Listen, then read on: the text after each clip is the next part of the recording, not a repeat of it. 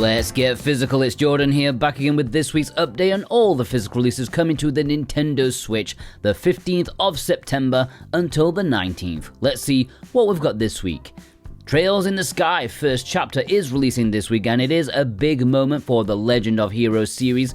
It's a remake of, well, not technically the first game, but it's the one you should start with. It's being published simultaneously worldwide, which is crazy for the series, and with a new Western publisher, Gung Ho. Odd choice, but we'll take it. Hopefully the translation is solid, and it's a big JRPG built from the ground up now, with everything in vibrant 3D. I just started playing the original, but I might stop and wait to, get around to this one. It's gonna be the start of something beautiful, and the perfect jumping in point for the deep, lore-filled Legend of Heroes series. Hopefully it is a success, and fingers crossed the West can get the same day release for the series in the future. That would be lovely. And my executive producers, Dane Wilkinson, Radio to Rancid, Ghost Bune, The Nemo 6, Ishin, Feig, Adamantium, G Bautista 100, Kevin W, Michael Del Polito, Louis K, Sora Cat, Jimmy A Guerrero, and my brand new executive, the returnee, Viz, have chosen this as their pick of the week. Yes, I am reverting back to the old style, which is perfectly fine for me. I did it that way for years because I felt it was the best way. But there's always been those odd complaints about it. But you guys spoke in the last video. About 80% of the comments were in favor of the old way, so I will stick to this old way. Just do me a favor, okay? If you see someone moaning in the comments about it, leave a snarky comment so I don't have to. Thank you very much. And by the way, if you want to purchase Trails in the Sky first chapter or any of the games in this video, then please consider purchasing via the links in the description and pinned comment. That massively helps me out and this series, this channel, to keep producing useful physical content for you guys. VGP are a really nice company with cheap prices in Canadian buckage and free worldwide shipping on orders over 75 Canadian dollars, which is less than 54 American bucks. Plus, each week if you buy something, you are put into a draw to have a chance of winning a $10 discount coupon. And this week's winner is Sean H. And last week's winner was Daniel GV. Congratulations to both of you. You should get an email from VGP in the coming days if you haven't already. And if you don't, just give me a heads up and I will make sure you do get one. Towa and the Guardians of the Sacred Tree is an interesting release from Bandai. It's received quite a big publicity push, which has surprised me because it's made by a small developer and it's definitely got indie in its DNA. But they're hoping there's enough oomph about it that it can get into the Hades crowd, because it is definitely a Hades wannabe. But I like the developer, I like the publisher, I like the theme, it reminds me of Shirin, so I'm very open-minded about this action roguelike. It's getting a physical release on Nintendo Switch and PlayStation 5 in North America, and Europe is also rocking an Xbox version. Ooh, fancy. And also, yes, a Bandai game physically in both regions. That's how serious they are about this game. And my executive producers, Super Ben Julio and Cartoon Soren, have chosen this as their pick of the week. Gabby's Dollhouse, Ready to Partay, is releasing this week on Switch, PS4, PS5 and Xbox. Expect another outright game special, and expect to see them on a weekly basis in the run-up to Christmas. I think they are in direct competition with limited run games on who is going to be the most prolific publisher on their system. Expect a handful of mini-games to slightly disappoint young kids around the world. Folly of the Wizards is releasing in Europe this week. No word of any kind of North American release, and the fact that VGP are carrying the European edition indicates there are no plans for a North American one. There are no reviews for the game as of yet since it's not out. It is a brand new release, but the trailer makes it look pretty decent. It's an action roguelike with 4 possible characters and lots of random abilities to increase your chances of surviving a run. We've all played this before, even if we've not played this particular one before, but this tries to stand out with some comedic overtones that include slightly rude words. Oh my god. It's on Switch and PlayStation 5. Turnip Boy Robs a Bank is releasing physically this week for a budget price, which certainly helps the low run time. But it's at least twice as long as the original game. The criminal root vegetable is now doing some even bigger crimes that surely warrant the death penalty. Shake down hostages, steal precious valuables, battle the fuzz, and then no doubt face the needle. Cheap price for a game that makes GTA seem like an angel. And my executive producers Jennifer M, Jake Vav, Thorn Metal Luna, Josh Foote, and my brand new executive producer Dead Bunny's YouTube have chosen this as their pick of the week. Illusion of Itehari is an otome visual novel from Axis Games. According to the description, this one takes place in a garden in the sky that mixes steampunk and traditional Japanese settings. It has the live 2D thing going on, which as far as I know isn't all that common in otomes. Usually they're reserved for bishojos for, the extra bouncage. I'd rather not have any bouncage in the blokes. According to those who reviewed the Japanese version, you can expect something of normal quality as all the other otomes out there, so pretty good. And my executive producer, Danielle O, has chosen this as her pick of the week. Class of Heroes 3 Remaster is releasing on the Switch this week and PlayStation 5. This is a super hardcore dungeon crawling RPG that rewrites the meaning of grinding. If you checked my video about it last week, you'll know that it lost me extremely quickly. I think if I was in the right mood to get completely lost within the crafting system and the grind, there's probably a good game in here for the right person. I won't say it's bad, it just didn't do anything for me at this point in my life. With 3 schools to choose from, so many party combinations, there is a lot going for it, but personally, I would stick with Etrian Odyssey. Wobbly Life is releasing this week on Switch, PS5, and Xbox Series X, and this looks to be one of those viral games that's a bit like Human Fall Flat. Expect physics-based hijinks as you try to get into different jobs, but as a wobbly bugger. It's an open-world sandbox, meaning you can do what you want when you want and try to earn enough money to purchase your own house. I'm sure it's going to be a lot of fun, and it feels like it has a decent amount of content, and reviews are extremely good for it, although that could just be like brainwashed children. Who knows? Alright, the low-print limited releases. The pre-orders. There's only one this week. Star Ocean First Departure R is limited runs game this week, and it's one I've been asking for years. The remake of the first game in the Star Ocean series. I'm shocked this never got an Asian English physical release like so many other Square RPGs have, but limited run have nabbed it, which is a shame because this could easily stand proudly on store shelves on its own merit. Plus, who knows what Square will do in the future with limited run. I dread to think. I've already heard a strong rumor about limited run working with Sega and a certain RPG of theirs. I swear to God I will puke my guts up all over the screen if that happens. But yeah, this is going to be a fairly big release for them, and you can pre-order it right now in 3 different editions: Standard, Steelbook, and Full Milkage Edition. And my executive producers, Jeddah Crow, Big Bruno, and Nerdy Sean have chosen this as their pick of the week.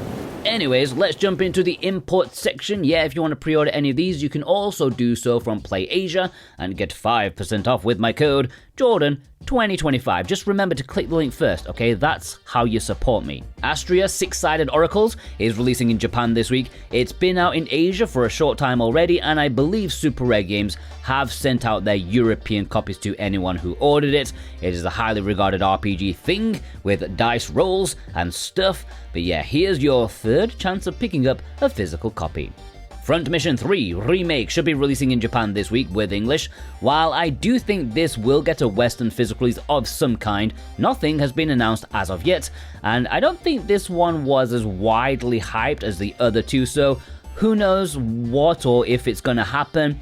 Filled with AI controversy, this game is a remake of a tactical RPG originally from Square, but remade by Forever Entertainment, who seem to be doing their best to ruin everyone's childhood. Thankfully, you can't completely balls up the classic gameplay, so there is still a good game under the hood. And my executive producers, Alexander Cato, Vey, Robotech, and JCross7776 have chosen this as their pick of the week. Marisa of Liartop Mountain is a really interesting looking game. It's a Toho Project fan game, so there's always going to be a question of quality, even if the charm is there, but this might be the best looking Toho game I've ever seen in terms of production value. It's an RPG, but told in a tabletop RPG kind of way, which is totally not my bag in a million years. I mean, the only bag a board game should go in is in the bin bag, in my wrong opinion, but there's something about this that's got me really intrigued, and this Japanese release will have English, so yeah, hopefully I get to try it out and see. And my executive producers, they are pleasantly interested in it too. Brent McLean, D's Nuts, Old Man Murphy, and Surfacing for Air have chosen this as their pick of the week. Castlevania Dominus Collection is releasing in Asia and Japan this week. Now, I know most of you already own this via limited run. I mean, they sold over 30,000 copies on Switch alone, so the need is not exactly there, especially when you consider Video Games Plus still have leftover copies too. But this is coming in a deluxe edition, which I personally feel is a nicer overall package. At least you're bang for your buck. Super Deluxe Games makes some really nice stuff, and my executive producers Azrath, Dave Horworth, God of Resin, Punky Dooster, Guido Savio, and Instacritic have chosen this as their pick of the week. Hyper Dimension Neptunia Rebirth 2 Sister Generation. A quick mention to this, the standard edition is out already, it came out a couple of weeks back, but this week the limited edition should be released as a Play Asia exclusive. Japan and Asia are already getting these. Either we have them already, like Last Time I Saw You and Ninja Gaiden Ragebound, or they don't have English. Yes, Japan is getting a triple pack of the Class of Heroes games, but they don't have English, they only have Japanese. Alright, let's move on to the community spotlight, but first, if you are new here, I implore you to subscribe, okay? Because you've watched this far, you must have tolerated my voice enough to actually kind of like me. So, subscribe. The bigger this channel is, the more publishers will pay attention to the demand for physical media, and we want that, okay? This is a crucial point in the history of physical media. I know I'm a small channel, but if you make it big, then it won't be small. Does that make sense? Alright, the community spotlight. Andrew R sent in this photo, picking up the collector's edition of Noctuary. That white box is looking slick and shiny. It reminds me of the Fuga one. Executive producer Super Ben Julio sent in this photo, picking up 2 side-scrolling games. You know, the more I see people talk about Cobra, the more I'm convinced it might be considered a hidden gem by some. I do still stand by my opinion though, I don't like it as much as maybe some other people do. Executive producer Adamantium picked up Mado Monogatari. If you ever thought Idea Factory couldn't make good fun games that actually have real personality instead of trying too hard to have a personality, then this will be the one to prove you wrong. It's a good game. Executive producer Kevin W sent in this photo, getting in a double helping of Super Robot Wars, and both of them are my 2 favorites in the series now. I think T being my first probably sways me in its favor. I know most longtime fans don't rate it as highly as myself. Needless Dragon sent in this photo showing off just how awesome Konami used to be. I think they've redeemed themselves a little bit. They still make the occasional AAA banger, once in a while. But back in the 90s, they used to pop them out once a week. Executive producer Instacritic sent in this photo, picking up Daemon X Machina. Nice to see proper Switch 2 physical releases in people's collections, especially this one, since it's not even a Switch 2 edition. It's a straight up bona fide Switch 2 cartridge. Down Under Blunder sent in this photo with the limited edition of Grand Bazaar that actually looks like a really chunky art book, and the music for this game is fantastic, so those CDs are very well deserved. Executive producer G Bautista 100 sent in this photo with 2 import exclusives, a better action, a better strategy. That's pretty much your 2 genre options for Gundam. I don't think there's like a roguelike deck building Gundam game, at least I hope not. Cresolac sent in this photo showing that he got Class of Heroes 3, the physical, really early indeed. I have noticed that sometimes PQ can be quite loose with their street dates. Executive producer Dave Horworth sent in this photo, bringing in volumes 5 and 6 of the Neo Geo selections, and mine did come in eventually. I got 3 to 6 in one delivery. I have super slowed down on my physical purchases, and these are kind of out of my budget, but I just had to get them. Rivalus sent in this photo showing off Grim Grimoire, which is probably one of NIS America's more obscure titles. I know it's developed by Vanillaware, so that's kind of a big name, but this re-release didn't get much publicity at all. Executive producer Olman Murphy sent in this photo with Oxenfree, which I believe was one of Limited Run's very early titles, right? I don't know, it's so far back, who can remember? And I heard it's a pretty good game. Devil Angel sent in this photo with Poi.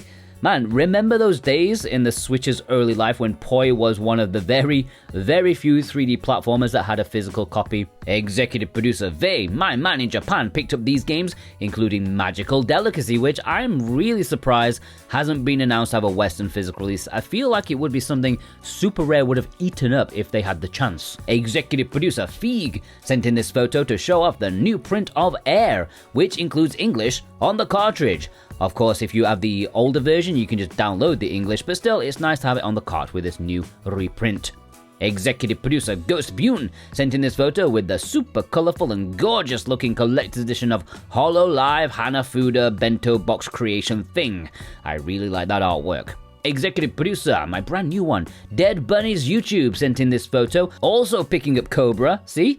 It's been surprisingly popular. Maybe I was just blissfully unawares at how much people have been craving for a game based on this franchise. I have no idea. Bent S sent in this photo with The Last Door. Usually if the publisher is Tsura Games, you can be assured it's probably going to be an obscure European exclusive physical release. You could fill entire videos with their European exclusive games. In fact, I might do.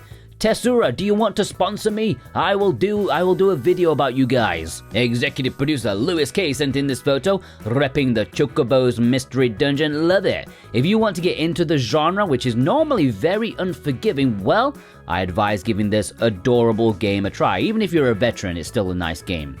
Executive producer Cartoon Soren sent in this photo with Love Delivery Login, the collector's edition, and he kindly showed off all of the assets, so to speak. Alright, let's have a roundup. Gundam Base XE, Steph M, Twig E, Riggs 130, Steel Door,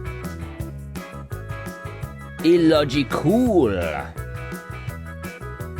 Paul S, Rancid Games, Stefan N, Cos 71, Joseph R, Adam S, Axeru, Eleanor C, Alia A, Pacer 1705, The One.